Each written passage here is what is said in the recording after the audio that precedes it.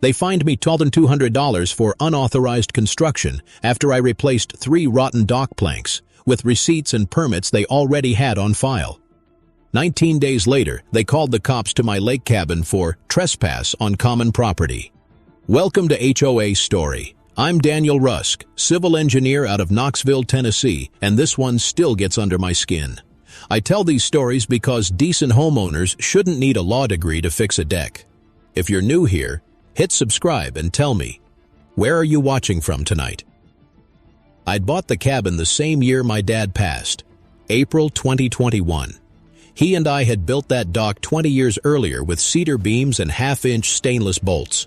When I found it listing 7 degrees off-center, it felt like the house itself was asking for help. I spent weekends sanding, sealing, and charting every repair in a yellow logbook. The HOA brochure had promised community maintenance support, but in 2 summers, they'd replaced exactly 0 boards on anyone's dock. The first letter came on a Monday. Violation Notice 14B. Unauthorized modification to common waterfront. It was signed by Marlene Taver, HOA President, typed in Arial 12, underlined twice. A $400 fine for alteration without pre-approval. I called her office and got a voicemail that ended, "Compliance is not optional." 3 days later, 2 board members knocked while I was sanding. "We'll have to photograph this," one said, lifting his phone like a badge. No pre-clearance was filed. I showed him the permit from the county waterway office, stamped, dated, and notarized. He glanced once and said, "County approval isn't HOA approval." Then he took another picture. That night, I sat on the porch with my neighbor Sam Doyle, a retired surveyor with a voice like gravel and coffee breath that could peel paint. "They're testing you," he said. "If you pay 1 fine, they'll smell blood. Document everything, Daniel. Dates, names, copies." I did. Every notice went into a binder, every call logged. I bought a small body cam after the 3rd visit, kept it legal. Tennessee's a one-party consent state, meaning if I'm part of the conversation, recording's allowed. Knowledge nugget number 1. In most U.S. states, HOAs can't override lawful county or state permits unless their bylaws specifically grant that power, and even then, selective enforcement can void penalties. Weeks turned into months. The HOA stacked fines, $250 for improper waste disposal after I left lumber offcuts by the shed, $100 for visual obstruction because my ladder leaned on the rail, $75 for noise disturbance from my power drill at 4 p.m. on a Saturday. My wound wasn't the money, it was the principle. My father's ashes were buried under that dock. I wasn't letting them turn it into evidence. At the July meeting, Marlene stood under the pavilion, glossy binder in hand, and said, "We have to enforce evenly, or there's no order." I raised my hand. "Then show us the records. Who else has been fined for dock maintenance this year?" She froze, then said, "We're not here to discuss others' violations." That's when I knew it wasn't about order. It was control. After the meeting, Sam nudged me. "There's an easement map filed with the county. Some of these common docks aren't actually common. You might be sitting on one." That night, I drove to the records office. Room 112, marble floors, hum of old scanners. The clerk handed me Parcel 48B, filed 1998. The plat showed a narrow strip, 15 feet wide, marked private recreational easement to Parcel 48B1. My cabin, my dock, recorded before the HOA even existed. I walked out with certified copies, the papers still warm from the printer. I didn't show them yet. I wanted to see how far they'd go. 2 weeks later, Marlene emailed a final warning. Failure to comply could escalate to legal action or forced removal of unauthorized structures. I replied with 1 line. Acknowledged. Sam laughed when he saw it. "You're baiting them." "Not baiting," I said. "Measuring." By late August, a patrol cruiser rolled up. Officer Hernandez stepped out, polite but weary. "We got a call about trespass on association property." I handed him the permit folder. "Official county authorization, officer. Want me to print the easement map too?" He smiled. "No need. Looks like you know what you're doing." He waved off Marlene, who was filming from across the water, and left without writing a report. That was the night I decided to dig deeper, not just into my case, but theirs. I spent the next week combing through county databases and scanning every public filing tied to the Ridgewater Lakes Community Association. What started as curiosity turned into obsession. The HOA's Articles of Incorporation were only 6 pages long, but their financial appendix, Form 990 filed with the state, was 87. I printed it, spread it on my dining table, and color-coded each vendor entry. 3 separate payments, $1,402 total, had gone to a company called Taver Maintenance LLC, same last name as Marlene. Sam leaned over the pages, squinting. That's self-dealing if she didn't recuse. Exactly, I said, circling a line with my pen. They're paying themselves for repairs they cite me for doing. The deeper I went, the uglier it got.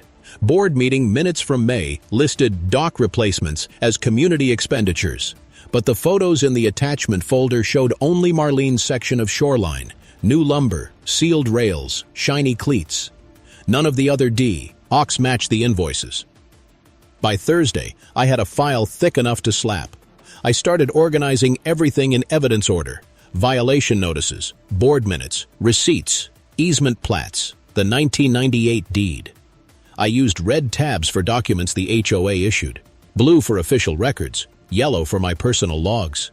My father would have liked that. He'd believed in neat rows, in things lining up before you built. On Saturday morning, Marlene appeared again. She stood at the edge of my dock in a lemon-colored blouse, clipboard balanced on her hip.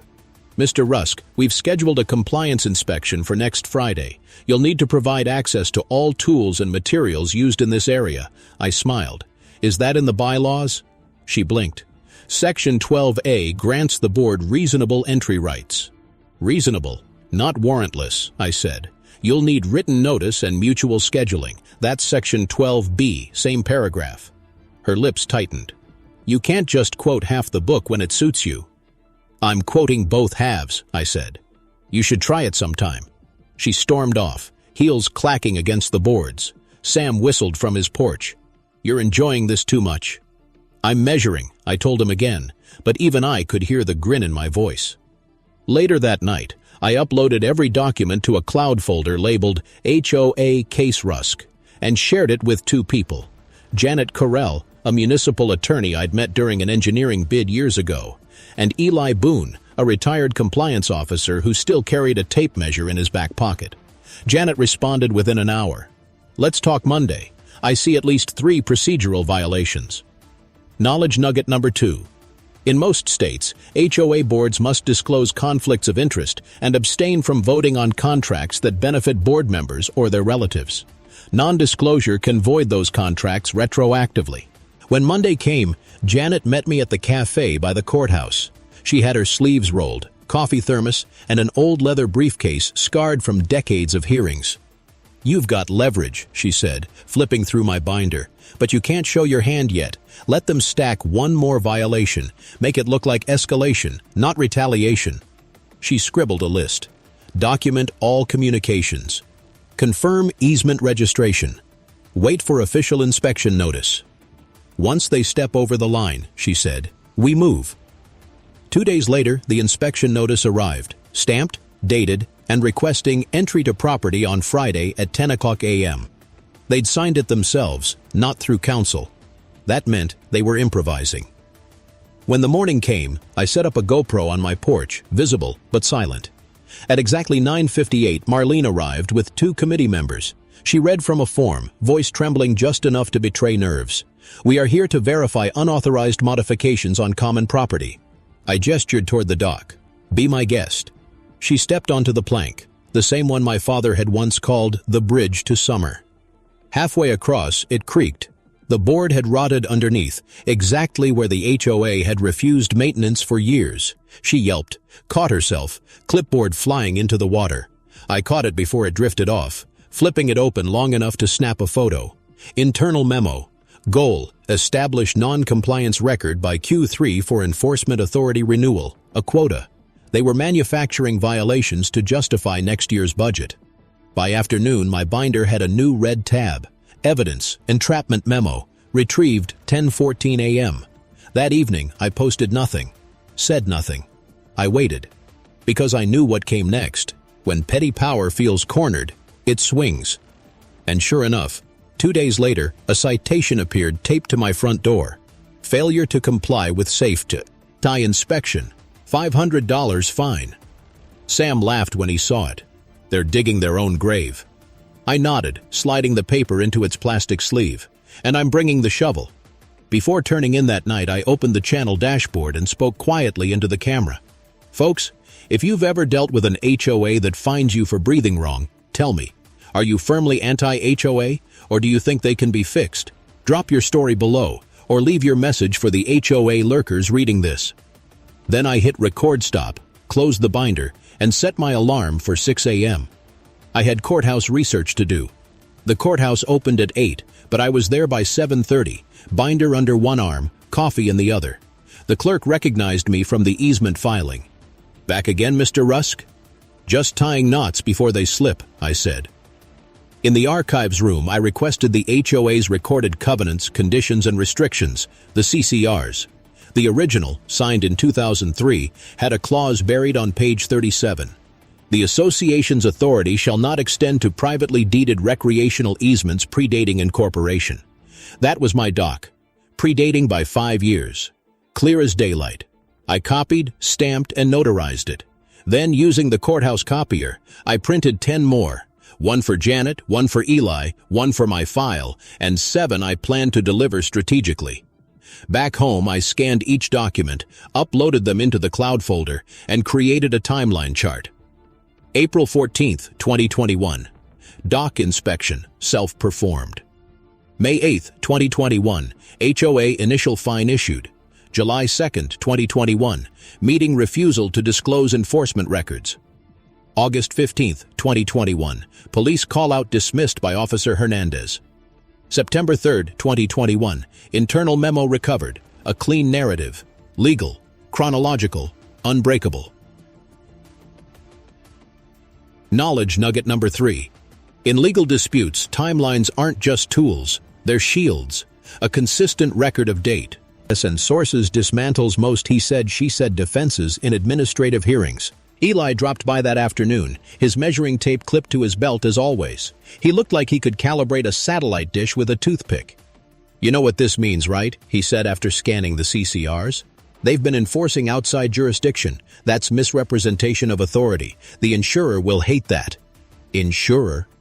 Every HOA carries a director's and officer's policy. Due coverage. If you prove they acted in bad faith, the insurer can drop them. That's financial death. I stared at him, letting that sink in. "You're saying I could end this without filing a lawsuit?" He nodded, quietly, precisely. That night I wrote the letter. To Meridian Mutual Insurance. Subject: potential breach of DU fiduciary duty. Ridgewater Lakes HOA. I attached evidence summaries, including the memo and the CCR excerpt. I worded it as a due diligence inquiry, not an accusation, just enough to make the compliance department nervous. By Friday, Meridian replied, "We acknowledge receipt and will review within 10 business days." I didn't have to wait that long. Word spread fast when insurers start asking for meeting minutes. Marlene called an emergency board session for Monday evening. The email invite was mistakenly sent to the entire community list, 97 recipients, myself included. The subject line: urgent, insurance inquiry, response coordination.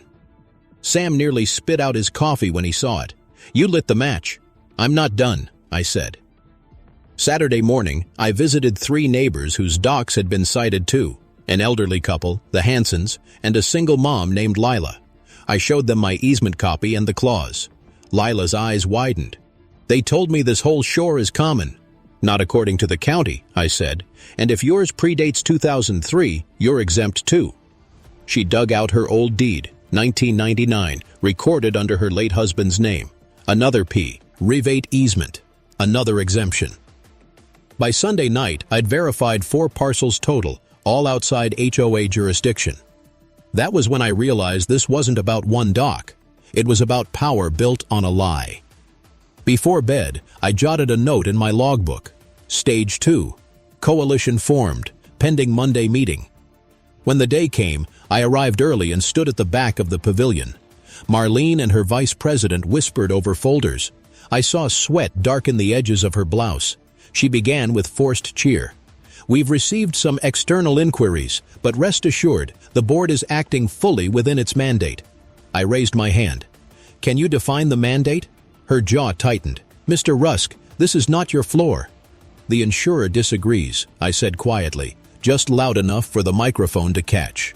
A ripple moved through the crowd. She slammed the gavel. "Out of order." I didn't argue, just smiled and sat down.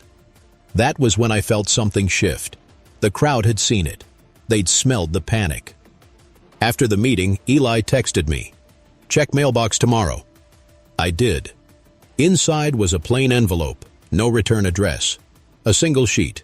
Maintenance LLC contract renewed without bid process, signed by President Taver, approved retroactively. Date: 2 weeks before the insurance letter. They were already scrambling. That night, I filmed a quick outro for my next upload.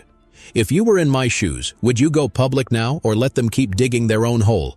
Comment below, or at least like the video so more folks see how deep this goes. Then I shut the camera off and stared out over the lake. The dock lights shimmered on the water, soft and even. For the first time in months, it looked peaceful again. By midweek, the HOA's silence was louder than any letter. No new fines, no patrol cars. Just a weird quiet that made the crickets sound amplified at night. Sam called it the calm before the audit. Thursday morning, I caught Marlene outside the mail kiosk, sunglasses on, pretending to check her box.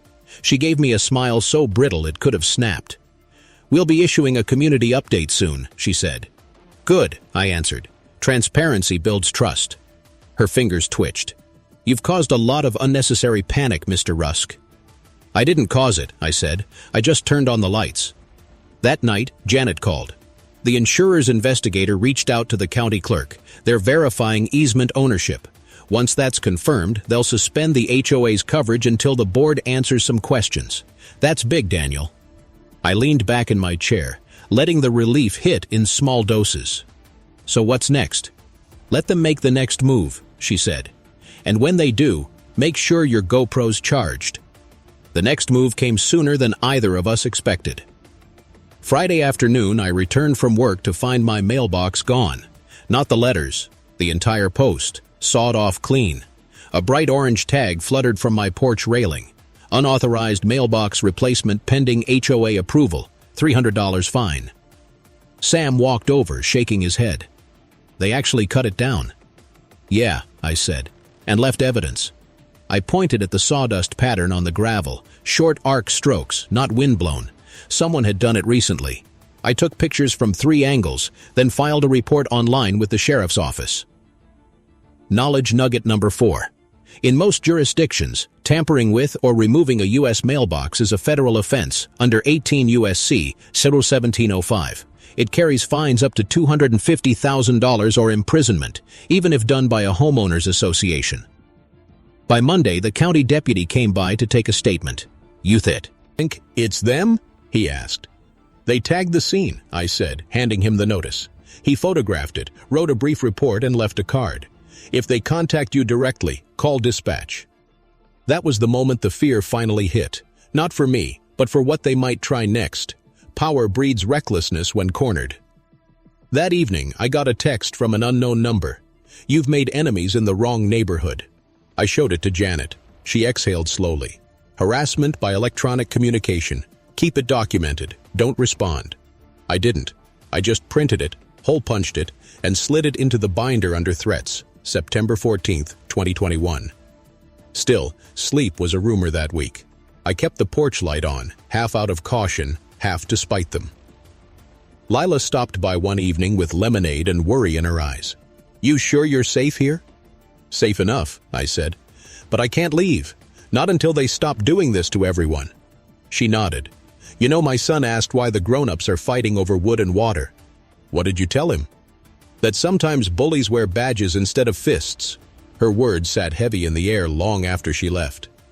The next morning, an HOA email went out to all residents. Reminder: unauthorized social media posts referencing community affairs may constitute defamation. The board reserves the right to pursue legal remedies. Sam printed it and taped it to his garage like a trophy. "They're scared of your YouTube." I wasn't celebrating yet. Fear makes people sloppy, but also desperate. So I played it quiet. No uploads, no replies, just patience. At 2:13 p.m. the following Tuesday, a new email arrived from board@ridgewaterlakes.org. Notice of special assessment vote. Emergency Dock Rehabilitation Fund, $65,000 proposal. I read it twice. The justification section cited damage caused by unapproved repairs conducted by certain residents. My nutties. I wasn't there, but it didn't have to be. Everyone knew. I called Eli. They're trying to shift the narrative, turn the damage into a funding excuse. He chuckled, wheezy as always. Then it's time you show them your ace. I paused. The easement? He shook his head. The lien. I frowned. What lien? You'll see, he said. Come by the storage unit tomorrow. Bring your binder. The next day he opened an old metal drawer and pulled out a folder thick with carbon copies. My brother handled delinquency collections for Ridgewater's original developer. When the HOA took over, they missed one transfer, the underlying maintenance lien on 4 lakefront parcels. I flipped the top sheet and saw the names. Parcel 48B1, mine. But the lien holder? Ridgewater Development LLC, dissolved in 2007. Eli grinned. Guess who bought the residual rights last year for tax write-offs? He handed me a paper stamped and recorded. Assignment of lien rights, executed by Ridgewater Development, assigned to Rusk Properties, LLC. Me. I blinked. You filed this for me? You paid the county fee when you helped me with that retaining wall permit, remember? I used it. I stared at the page, pulse hammering. So technically, you now control part of the HOA's own security interest, Eli said. Use it wisely. I laughed for the first time in weeks. Oh, I will. That night, I placed the assignment sheet in a new plastic sleeve, labeled it in bold marker. Reversal number 1, secret leverage. The countdown to the showdown had officially begun. I barely slept that night, not from fear this time, but from the electricity of finally holding leverage. The paper in that sleeve might as well have been a detonator, quiet, inert, until the moment I decided to press. At dawn, fog hugged the lake like a low ceiling. I could smell the cedar rails, damp and old, the kind of scent that carried memory in its grain. I sat on the dock with coffee, thinking about my dad, about his way of teaching patience. Measure twice, cut once. It applied. To more than wood. By 9:00 a.m., I'd scanned the lien assignment, time-stamped it, and sent a certified copy to Janet with the note. Asset secured. Advised discretion until public meeting. She replied 3 minutes later. Understood. Hold steady. They'll blink first. They did. That afternoon, another letter slid under my door. Notice of suspension. Voting privileges revoked pending compliance review. I almost laughed. They just revoked rights from the one guy who now owned part of their security interest.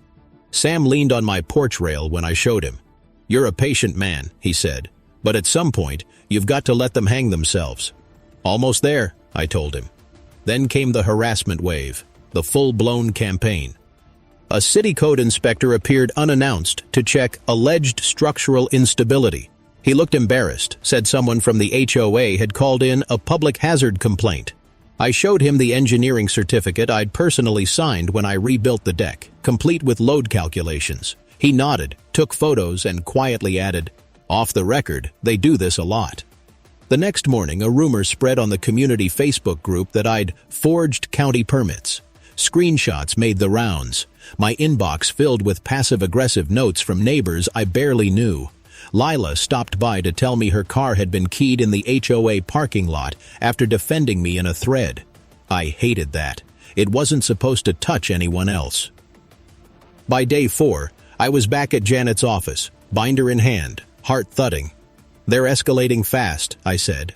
She nodded, calm as always. "That's what scared people do before they lose control. Document it. We'll convert this into a harassment claim later. For now, just keep the timeline clean." I went home and spent that night updating every entry, timestamps, names, weather conditions. I numbered each eins, ident in red pen, 27 in total. When I closed the binder, my hands were shaking from caffeine and anger. Eli called the next morning.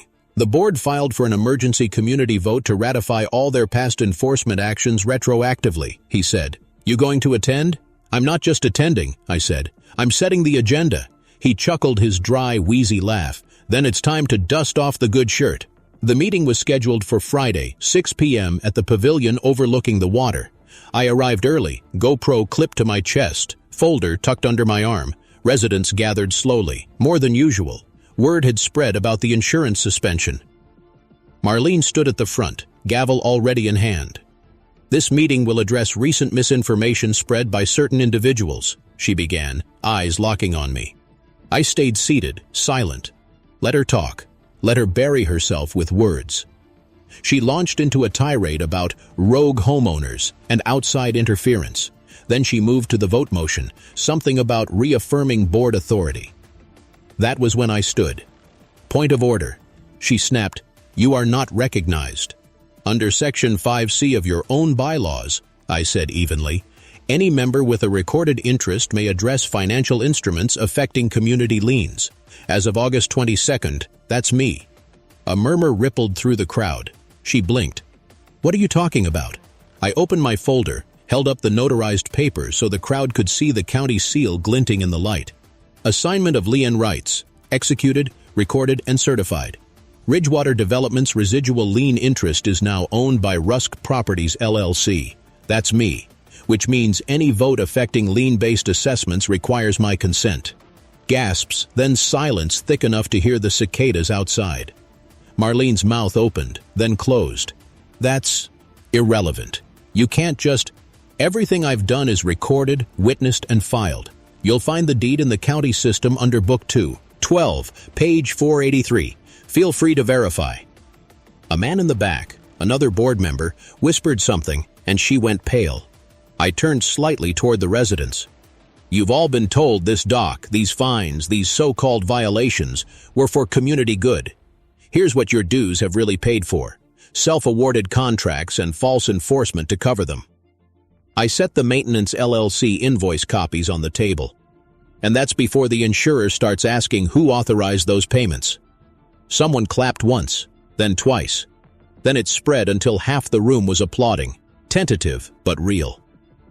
Marlene slammed the gavel, voice shaking. Meeting adjourned. But nobody moved.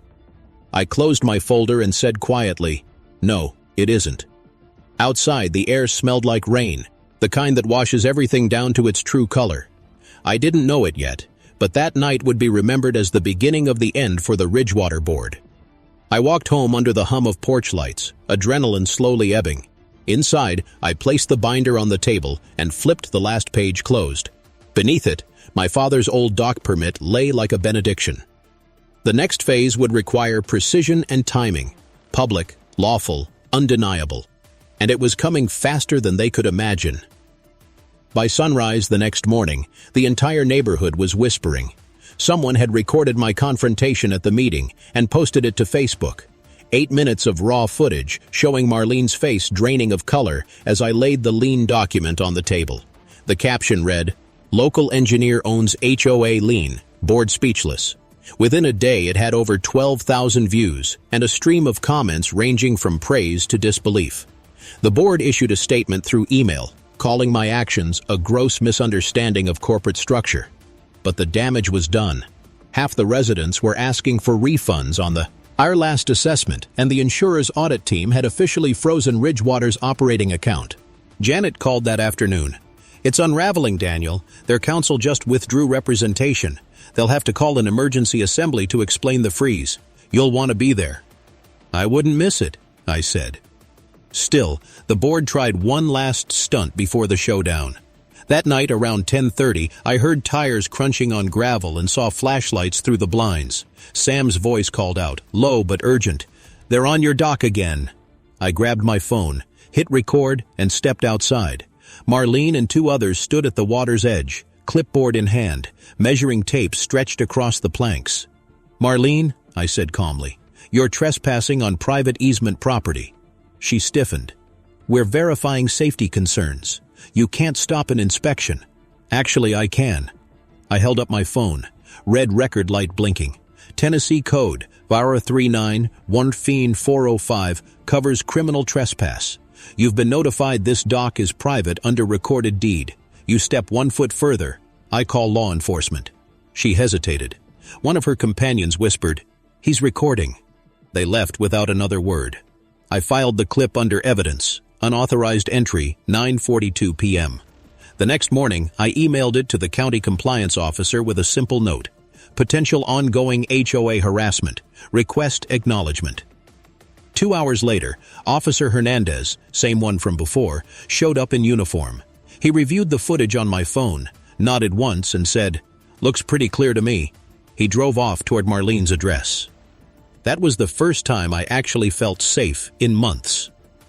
The official hearing, the HOA's emergency fiscal review session, was scheduled for October 1st, 2021, 7 o'clock p.m. The air that day carried the crisp bite of early fall, and the pavilion lights flickered like interrogation lamps. Residents packed every seat. Marlene began shakily. "Due to recent misunderstandings, the BOs Bard will be seeking a temporary management transition until insurance issues are resolved." I stood slowly. "Point of information," I said, voice even. "Has the insurer requested documentation of any alleged common area ownership?" She tried to deflect. "That's confidential." I raised a clear folder containing the stamped easement map and the notarized lien assignment. "Then allow me to make it public. This document shows that not only is my dock private, but the HOA's claim of jurisdiction over several parcels violates the recorded CCRs." The crowd stirred. Cameras came up. "Furthermore," I continued, sliding the assignment onto the table, "I now hold a controlling interest in a portion of Ridgewater's lien base. That means this meeting cannot legally authorize new assessments without my countersignature." A murmur rippled through the room. Someone near the back said, "Is that true?" A man in a navy windbreaker stepped forward. It was the county ombuds representative, Richard Hale, assigned after Meridian Mutual requested oversight. "He's correct," Hale said, voice firm. "Mr. Rusk's filings are verified. The HOA lacks authority to enforce assessments or enter private property until jurisdiction is clarified." The entire pavilion went dead silent. Marlene looked like she'd been hollowed out. "You can't do this," she whispered. "I already did," I said. Then I set the microphone down, the metallic clack echoing across the dock's edge. Visual beat number 1 burned into the memory of everyone watching. Hale stepped forward again. "Effective immediately, this board's actions are suspended pending state review. All enforcement notices are null until further determination." The sound that followed was strange. Half gasp, half applause. That moment, the reversal hit full force. The bully who'd fined me for fixing a plank was now being stripped of her own authority by the same system she'd abused. When I left, Sam slapped my shoulder. "You really just brought the house down, didn't you?" I smiled, exhausted. "It's not about me. It's about fixing what comes next." He nodded, quiet for once. "Still, hell of a swing." Later that night, I filmed a quick update. "You've seen what happened, folks. I didn't plan revenge. I planned accountability. So tell me, when an HOA crosses the line, should homeowners fight privately with lawyers or buy leverage quietly like this? I want to hear what you'd do." The comments exploded within hours, but the best part wasn't online. It was watching porch lights glow across the lake again, one by one, as neighbors stepped outside. Not afraid anymore, just breathing free. The night of the set-piece hearing spread through Ridgewater like gossip wrapped in static. By the time I pulled into the lot, pickup trucks and SUVs were double parked along the gravel road. Every window in the pavilion glowed blue from phone cameras waiting to stream whatever happened next. The county ombudsman, Richard Hale, stood at the edge of the dais with a clipboard and a single silver pen. "We're recording for the public file," he said, tapping the mic twice. "Any further disruptions will be noted." Marlene sat 2 seats down from him, pale, eyes rimmed red. Her binder was thinner now. Most of its weight had shifted to my side of the table. I opened with calm precision. "According to the insurer's request, this session must determine whether Ridgewater Lakes HOA continues as a functioning corporate body. Before we proceed, I'd like to submit Exhibits A through K, the violation notices, inspection calls, and the trespass video verified by Officer Hernandez." Hale nodded, taking each folder, snapping them into place with a mechanical click that echoed through the rafters. Marlene tried to rally. These recordings were obtained without consent. Tennessee is a one-party consent state, I said, my tone almost gentle. I was the party, the audience. He laughed, quick, nervous, but it loosened the air. Then I laid down the photo of my sawed-off mailbox. Federal property destruction, evidence dated September 12th. The board never responded. Hale looked up. Is that correct, Mrs. Taver? She swallowed. We were advised not to engage during pending insurance review. By whom? Hale asked. Her silence said enough. From the crowd, Lila stepped forward holding a folder of her own. I have proof my 1999 deed lists a private recreational easement too. They fined me $400 for repainting my railing.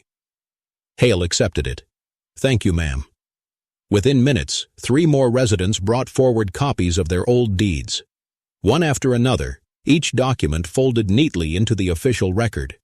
The stack in front of Marlene dwindled to nothing but glossy, self-made rules. I turned to the crowd. This isn't about revenge, it's about fairness. Every dock you built, every plank you sealed, you did in good faith. The board used that faith to print fines. Applause rose again, this time fuller, heavier, like thunder rolling off the lake. Hale waited for it to settle. Based on these filings, I'm issuing an immediate recommendation to the state registrar for temporary receivership. Elections will be held after audit. Marlene's voice cracked. You can't just remove us. Hale capped his pen with finality. I just did. That's when Sam, old gravel-voiced and grinning wide, leaned against the post beside me. You measured twice, son, he said under his breath.